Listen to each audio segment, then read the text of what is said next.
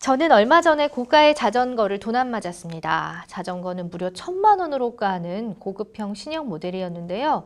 묶어놓은 자전거의 자물쇠도 끊고 의도적인 범행임이 분명했습니다.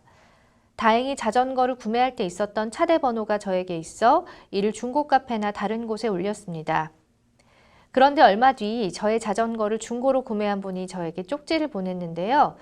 본인은 이것이 작물임을 모르고 구매했고 판매자에게 연락했더니 없는 번호라며 저에게 판매자 정보는 줄 수 있으나 본인은 이미 가격을 지불하고 구매했으니 책임은 없다고 합니다. 저는 자전거에 대한 보상을 전혀 받을 수 없는 건가요? 라고 사연 보내주셨습니다. 예. 일단 자전거를 돈 안 맞으니까 자전거 차대 번호를 신고했는데 처음 안 사실인데 자전거도 차대 번호가 별도로 있네요. 네네. 자전거 차대 번호라는 것은 도난 방지 그리고 정품 등록을 위해서 부여된 고유 코드 번호라고 할 수 있습니다. 예. 코드 번호는 기본 그 카본 프레임이 아닌 몸체에 새겨져 있기 때문에 쉽게 찾을 수 있는데요.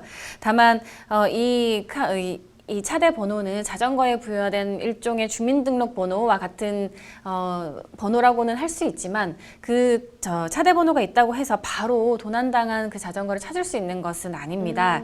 다만 어떤 점이 유용하냐면 중고거래 사이트에서 이 차대 번호를 통해서 이 자전거가 작물인지 아닌지는 확인할 수 있는 정도의 의미가 있습니다. 그래도 없는 것보다는 훨씬 낫네요.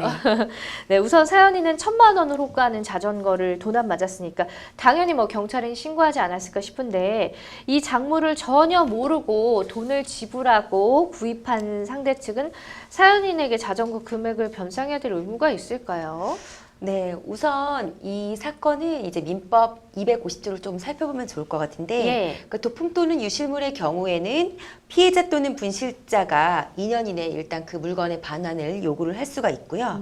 또 만약에 이때 이 해당 자전거가 도품이나 유실물인 줄 알고 네. 이를 취득했다면 이는 형법상 작물의 취득, 알선 등의 죄에 해당하게 됩니다. 그래서 7년 이하의 징역이나 1,500만 원 이하의 벌금에 처해질 수가 있고요. 네. 그리고 또 설사 이런 경우처럼 그 해당 자전거를 뭐 평온, 뭐 공연하게 선의로 과실 없이 양수한 경우에도 그 양도인이 정당한 소유자가 아닌 경우에도 사실은 즉시 그 물건의 소유권을 취득한다라고 볼 수 있는데 네. 그렇지만 이 경우 같은 경우는 이제 개인 간의 거래라서 그 만약에 양수인이 도품 또는 유실물을 경매나 공개시장과 같이 종류물을 판매하는 시장에서 구입을 했다라고 하면 이 선의로 매수한 경우라고 봐서 이 피해자 또는 유실자가 양수인이 지급한 대가를 변상을 하고 그 물건의 반환을 청구를 할 수가 있는데 이 개인 간 거래의 경우는 선의 취득이라고 하더라도 이 아까 처음에 말씀드렸던 그 도품 유실물에 대한 특례 규정이 적용이 돼서 네. 피해자에게 반환을 해야 되고 그렇지만 이 발생하게 되는 손해는 이제 판매자에게 청구를 해야 되는 이제 그런 사안이 됩니다. 네네. 여러 가지 복잡하게 얽히고 설켜 있네요. 네네, 그렇습니다. 그렇습니다. 우선 작물이라면 시중에 비해서 더 낮은 금액으로 판매되는 게 대부분인데 작물임을 알고 바로 신고한다. 이러면 어떻게 진행이 되는 건가요?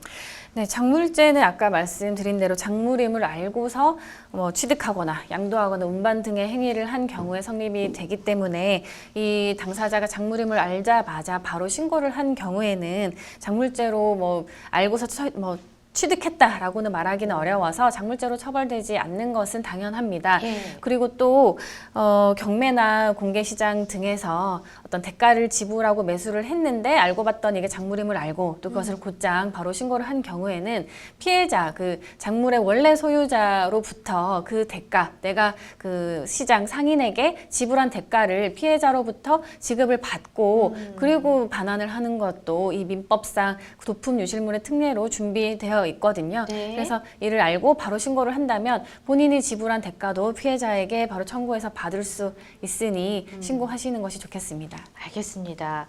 자, 자전거 절도범이라 하면은 미리 준비한 도구를 이용해서 자전거가 있는 주택에 침입을 해서 자물쇠도 자르고 자전거를 훔치는 방식의 범행을 지속적으로 이제 반복해서 저지를 수도 있지 않을까 싶거든요.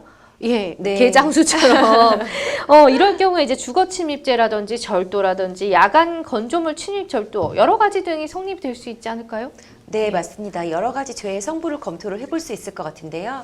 말씀하셨던 내용들, 뭐 절도, 뭐 재물 손괴, 그리고 주거 침입 모두 다 검토될 수 있는 사안이고, 실제로 최근 판례에서 이런 사건에 대해서 처벌해서 징역형을 내린, 그러니까 실형을 선고한 사례까지도 있습니다. 그 절도죄 같은 경우는 이제 타인이 점유하고 있는 타인의 재물을 점유자의 의사에 반해서 그 점유를 배제하고 자기 또는 이제 제3자의 점유를 옮기는 경우에 성립을 하게 되는데요. 뭐 이런 경우는 이제 형법 329조에 따라서 처벌을 받게 되고, 또 주거침입죄도 마찬가지로 그 형법 319조에 따라서 그 사람이 그 주거 관리하는 건조물이나 선박 항공기 또는 점유하는 방실에 침입하는 경우에 성립을 하게 되고, 3년 이하의 징역이나 500만 원 이하의 벌금에 처해질 수가 있습니다. 네, 또 재물 손괴죄도 마찬가지로 검토가 될 수 있는데, 이 사안 같은 경우는 이 모든 그런 죄가 성부될 수 있다는 점 검토할 수 있을 것 같습니다. 알겠습니다.